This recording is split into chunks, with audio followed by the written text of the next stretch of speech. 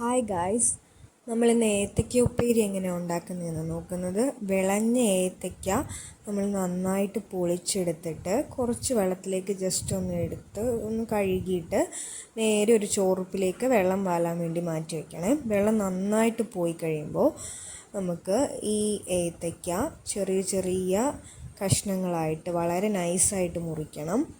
നന്നായിട്ട് ചെറിയ പീസായിട്ട് മുറിച്ചാലേ നമുക്ക് നല്ല ഉപ്പേരി, കനം കുറച്ച പീസാണെങ്കിലേ നല്ല ഉപ്പേരിയായിട്ട് കിട്ടത്തുള്ളൂ.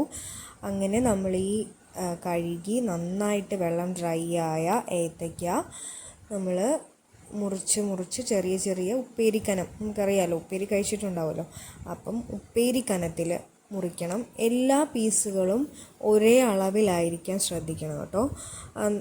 അപ്പോഴേ നമുക്ക് നന്നായിട്ട് ഒരേപോലെ മൂത്തൊക്കെ വരത്തുള്ളൂ. അപ്പോൾ നമ്മൾ ഇങ്ങനെ നന്നായിട്ട് ഒരേ അളവിൽ മുറിച്ച് എടുത്താണിത്. നമ്മളിങ്ങനെ എല്ലാ ഏത്തയ്ക്കയും ഇതുപോലെ മുറിച്ച് എടുത്തിട്ടുണ്ട്.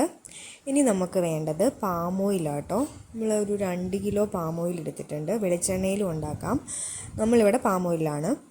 അപ്പോൾ വെളിച്ചെണ്ണ അല്ലെങ്കിൽ പാം ഓയിൽ, ഞാൻ എടുത്തിട്ടുള്ള പാം ഓയിൽ നിങ്ങളെ കാണിച്ചിട്ടുണ്ട്. പാം ഓയിൽ നമ്മൾ തീ കത്തിച്ച് ഒരു ഉരുളിയിൽ നമ്മൾ ഉപ്പേരി ഉണ്ടാക്കുന്ന പാത്രത്തിലേക്ക് ഈ എണ്ണ ഒഴിച്ചിട്ട് നന്നായിട്ട് തിളയ്ക്കണം. എണ്ണ നന്നായിട്ട് ചൂടായോ എന്നറിയാൻ വേണ്ടിയിട്ടാണ് നമ്മൾ ഒരു കഷ്ണം ഉപ്പേരിയുടെ ഒരു കഷ്ണം ഇട്ട് നോക്കി.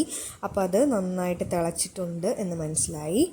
അപ്പോൾ നമ്മൾ ബാക്കി ഉപ്പേരിക്ക് അരിഞ്ഞ് വെച്ചിരിക്കുന്ന ഏത്തയ്ക്ക കൂടി നമ്മളിതിൻ്റെ ഉള്ളിലേക്ക് ഇട്ട് കൊടുത്തിട്ടുണ്ട്. അപ്പോൾ ഒരു ഓടിന്, അതായത് ഒരു പാത്രത്തിൻ്റെ അളവിനനുസരിച്ച് നമ്മൾ എന്തുമാത്രം ഉണ്ടോ അത്രയും മാത്രം ഇട്ട് കൊടുക്കുക. ഇത് ഒന്നൊന്നായിട്ട് വേണം ഇട്ട് കൊടുക്കാൻ, ഇല്ലെങ്കിൽ ഇത് ഒട്ടിപ്പോവാൻ സാധ്യതയുണ്ട്. അതുകൊണ്ട് ഒന്നൊന്നായിട്ട് അങ്ങനെ ഇട്ട് കൊടുക്കാൻ ശ്രദ്ധിക്കുക. പിന്നെ തീയൊക്കെ ഒന്ന് കറക്റ്റാക്കി വെക്കാൻ ശ്രമിക്കണം. ഗ്യാസിലാണെങ്കിൽ അത്രയും ഇതില്ല, നമ്മുടെ അടുപ്പിലുണ്ടാക്കുന്നതിനാണ് ഇച്ചിരി ടേസ്റ്റ് കൂടുതൽ കേട്ടോ. അപ്പോൾ ഇതിൽ കളർ ഇച്ചിരി കുറവാണെന്ന് തോന്നിയതുകൊണ്ട് നമ്മൾ കുറച്ച് മഞ്ഞൾപ്പൊടി ആഡ് ചെയ്തിട്ടുണ്ട്.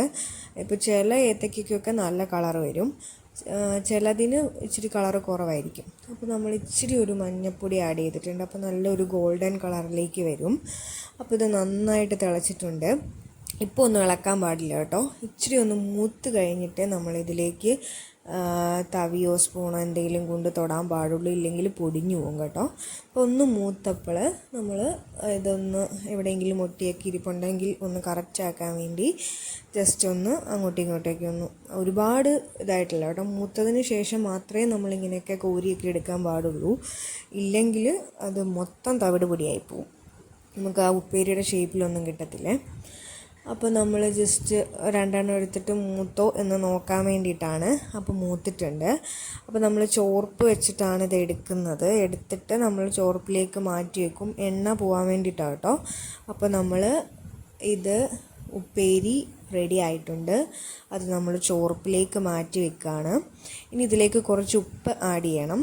അതിന് വേണ്ടിയിട്ട് നമ്മൾ കുറച്ച് ഉപ്പ് വെള്ളത്തിൽ ചാലിച്ച് വെക്കണം. ആ നീര് കുടഞ്ഞിട്ട് നമ്മൾ ഈ ചോർപ്പെടുത്തിട്ട് നന്നായിട്ട് പാറ്റത്തില്ലേ, അതുപോലെ പാറ്റുന്നത് പോലെ ചെയ്യുമ്പോഴാണ് എല്ലായിടത്തും ഒന്ന് മിക്സായി ഉപ്പേരിയുടെ എല്ലാ ഭാഗത്തേക്കും ഒന്ന് പിടിക്കും. കണ്ടോ, ഇങ്ങനെ ചെയ്യുമ്പോഴത്തേക്ക് നമ്മൾ ഉപ്പ് ആഡ് ചെയ്തിട്ടാട്ടോ. ഉപ്പ് നീര് ജസ്റ്റ് ഒന്ന് തളിച്ചു കൊടുത്തിട്ട് ഇങ്ങനെ ഒന്ന് മിക്സ് ചെയ്യുമ്പോഴത്തേക്ക് നമ്മുടെ ഉപ്പേരി റെഡി. എല്ലാവരും ട്രൈ ചെയ്യണേ. ഹാപ്പി ഓണം ഗൈസ്, എല്ലാവർക്കും ഹാപ്പി ഓണം.